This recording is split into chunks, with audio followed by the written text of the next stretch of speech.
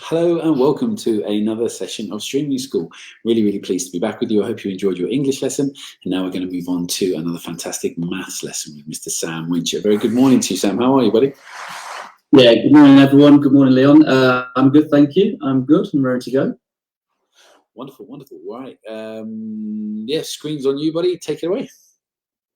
Cool. Cheers, Leon. And good morning to Nish as well. Sorry, morning, Nish. I didn't say hello to you. Morning, it's all right. You okay? Yeah, you? Good stuff. Yeah, fantastic. Thank you. Just so today we're going to recap some stuff that we did on Monday. We looked at 3D surface areas and we looked at bearings and scales. As well as today, we're going to incorporate a new part of the mathematics lesson, which is math tricks. So at the end of the lesson, I'm going to show you a little maths tricks, which I've stolen from other teachers. Is what the best teachers do, really steal from each other, I guess. So it's nothing new. But Nish, if you can share my screen, please, and we'll crack on with today's lesson. So on my screen, you'll be able to see shortly. Yeah, cool. Yeah, the recap of Monday's lesson. So we looked at 3D surface area, bearings and scales. On the left-hand side, you can see a square-based pyramid. To find the surface area, which of course we know has got 5 bases, all we have to do is find out the base, which for a square-based pyramid would be base squared, and then add that to 2 times the base multiplied by the slanted measurement here. So you've got 16, for example, here. You multiply by the base, which would be 64, multiply that by 2, and then add that to base squared. Surface area can be quite a tricky one. You wouldn't find that on a foundation paper. Surface area would only be on a high paper and would be graded between grade 6 to grade 8. The other thing we worked on was spheres and hemispheres. Of course, remember that's pi r squared multiplied by 4 for a sphere and pi r squared multiplied by 3 for a hemisphere. Then we looked at bearings. So again, of course, remember the 3 facts about bearings. You always start north. Your answers must be figures of 3. So it must be 3-figure answers. So again, if we were looking at northeast here, it would be 0.45 degrees rather than 45. And then finally, you're always working clockwise. Okay, so always work clockwise to find your answers. And remember northeast, southwest, and the bearings at which they are. So 90 degrees for east, 180 for south, and 270 for west. And then we finally looked at scales. We looked really at finding a point from another point. So one of the examples, I think we started from a port, and then you had to move to point A and to point B, and you had to find the distance, the final distance from the port to point B. So there you just have to use your ruler and work out the difference when 5 centimeters, for example, equaled 1 kilometer. So how much would 20 centimeters equal? And of course, you're just multiplying there the centimeters by the kilometers in terms of the scale. So just reading scales is really important and relative to bearings. But today we're looking at probability. So today's lesson, we're going to be working on probability scales, which are completely different to bearing scales. Probability scales, relative frequency, probability trees, and the probability of events occurring. So again, probability can start as at a grade 2, which obviously would heavily featured on a foundation paper. But again, we're going to work up to a grade 7, possibly a grade 8 today, working on frequency trees and multiple events, etc. So let's crack on with today's lesson. I'm going to give you 5 or 6 multiple choice questions just to get us started, and we'll go through them one by one. Of course, the first question, it says 2 coins are tossed. What is the probability of landing them both tails? So you've got 4 possible outcomes altogether. Okay, you could have a head, a tail, and then of course, because you've got 2 coins, you can have another head or a tail. So we know that the bottom number is going to be 4, and the top number in terms of what the outcome could possibly be is only 1. So the answer to the first one will be 1/4. And as we're going to go through in a short while, remember that probability can be written as fractions, decimals, and percentages.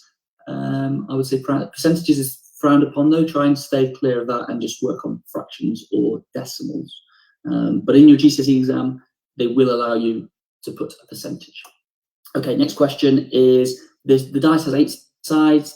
what is the probability of the 4 landing upmost? And of course, if it's got 8 sides and there's only one outcome, which is 4, it's going to be 1/8. Okay. Next one, again, you've got 6 numbers, 6 possible outcomes on each dice. Therefore, there's 36 altogether, and we're only looking for one option. So therefore, it'd be 1/36. And we'll look at a couple more here. The dice is loaded. The probability of it landing on 1 is 0.8. So think of the whole outcome being 100% or the whole outcome being 1 as a whole number. So therefore, the remainder would be 0.2. So 0.2 would be the outcome of it not landing on a 1. And we'll do 2 more. A pack of 52 cards is shuffled. What is the probability of selecting a random the ace of spades? Of course, if there's 52 cards altogether, there's only one ace of spades, so it must be 1/52. And same question, similar question. What is the probability of selecting at random any ace? Of course, we know there's 4 aces in a pack of cards, which would be 4/52. That's not an option, so we've simplified it to make it 1/13. Okay, so probability, as we know it, is another word for chance, if you like. So working out the chances of you getting a score given a set amount of data. Okay, so and as it says here, it can be expressed as a fraction decimal percentage. I would like to see it written as a fraction and possibly a decimal as opposed to a percentage. But first and foremost, we're going to look at a probability scale. So again, these 5 key words. So you've got impossible, unlikely, evens, likely, and certain. If I just share with you my screen, here you've got the scale written down, and if we've got these 5 outcomes here, you've got the sum will rise tomorrow. Of course, we know that that's going to be certain. You will live to be 500. Now, unfortunately, that's not quite happened yet for humans. So, as far as we're aware, that is impossible. You spin a coin and get ahead. Now, we know the chances of you getting ahead on a fair coin would be 1 out of 2. So that must be evens. And then the next 2, a little bit tricky, I guess. It depends about how close you live to a hospital, maybe. But you'll see a bus on your way home, or you'll see an ambulance on your way home. And for me, I'm more likely to see a bus on the way home as opposed to an ambulance. Okay, so there's just a probability scales for you. Now we're going to look at listing outcomes. So you've got the answers at the bottom of the screen. It says a dice, a 6-sided dice is rolled, and a coin is flipped at the same time. Write all the possible outcomes that there could be. How many are there? And this does trip some students up when in the GCSE exams, because they don't realise that they've got to write out the whole, and it can be quite a long process, but they've got to write out the whole answer.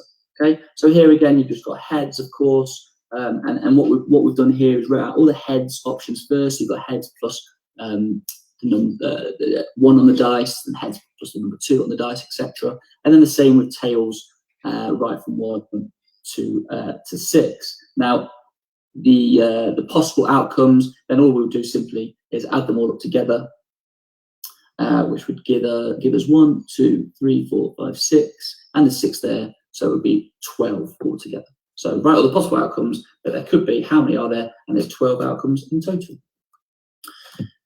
So again, if you look at, in terms of a fraction, how you'd write it, so it says at the top how many ways the outcome you want can happen, and the total amount of outcomes altogether. And I've left an example here for you in terms of very likely, and we would probably use an example such as if you were not picking a pound coin out of all the different coins in my pocket, which of course all the different coins, you've got 1 pence, 2 pence, 5 pence coin, 10 pence, 20 pence, 50 pence, £1 and £2 coin. So that's 8 coins altogether. If we were to say not picking a pound coin, then the options are 7. So as a fraction, very likely 7/8. Okay, more than likely they would use a spinner with the numbers 1 to 8, or they use obviously a fair coin often enough. Obviously, it's difficult to get very likely on a fair coin if it's just spinning once. But they're the different options for certain, very likely, evens, not likely, and impossible. And remember, impossible is shown as 0, and of course, certain is shown as 1. All right, so we move on to the next part, which is finding an amount of probabilities. You've got 24 different coloured balls.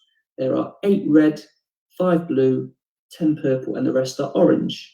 So straight away, I've worked out that it says the rest are orange. Well, that's just 1, because if I add them all together, it gives me 23. And I think this is a previous GCSE question, sorry. I think they're trying to be just a little bit clever by using the word rest to maybe put you off. But it's only 1 orange coin, so we can answer these 5 questions, actually. And if I share my screen, we'll go with a blue ball. Of course, there's 5 blue balls altogether out of 24.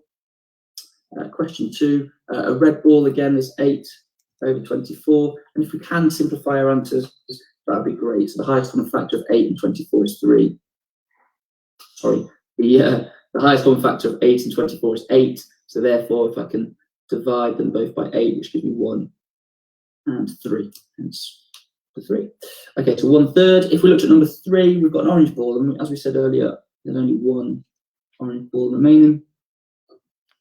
Question 4, a black ball. Again, trying to trick us up. There's no black balls in the question. So as far as we're aware, it's impossible to get a black ball. Number 5 states a purple or a red ball. So of course here, we're just going to add the 2 together, purple and red, which gives us 18. 18 over 24. And again, we looked at the highest common factor, which would be 6. Divide them both by 6 to give us 3 over 4, 3/4. Okay. All right. So the next page, we're looking at probability, and again, we're looking at information that we take from a table. This is how it's often written out in the GCSE exams. Now, remember, when we're looking at probability, the event is always 100% infected. It says here, all events is 100%. So therefore, all we've got to do here is add up the decimals and work out what's remaining. So you can take it away from a whole one or 100%, whatever works for you. And the answer would be 0.2 at 0.5, 6, 0.85. So altogether we've got 0.85, so black would be 0.15. Now, if I can share my screen again, we'll look at the remaining 2 questions.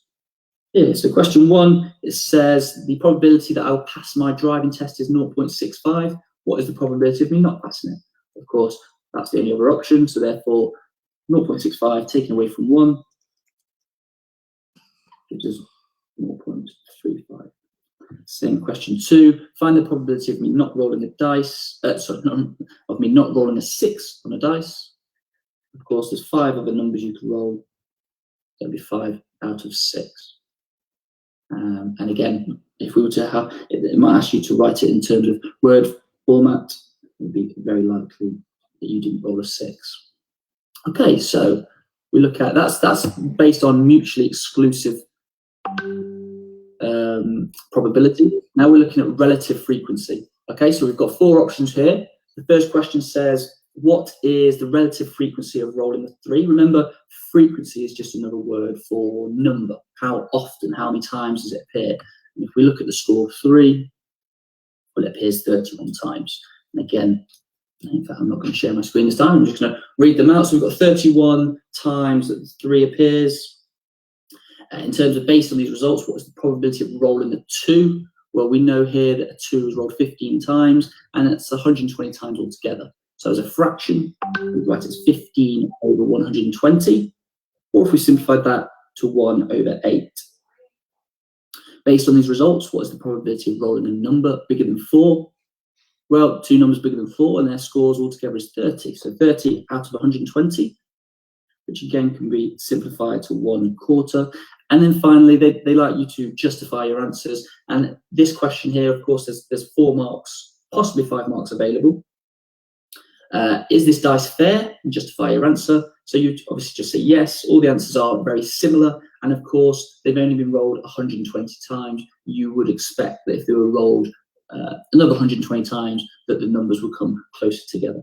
Okay, so that would be one answer and one way in which you can justify your answer.